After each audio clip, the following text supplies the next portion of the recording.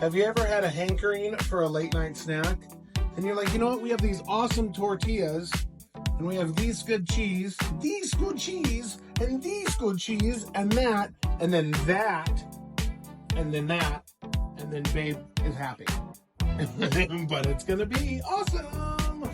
I will say those tortillas are very good because they're kind of like raw and you gotta heat them up, but they're so good. And then you took the Totinos and mixed it in the Hormel.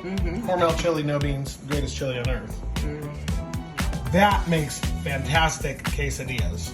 Even though this is gonna be a Chilito, a chili cheese burrito. Tortilla, sharp cheddar. Queso quesadilla. Queso quesadilla. Boiling hot Hormel juice.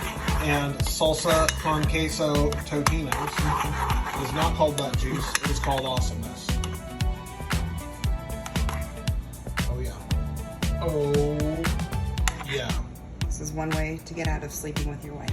Babe just said this is what's called the "I'm not sleeping with my wife tonight in the same bed" recipe.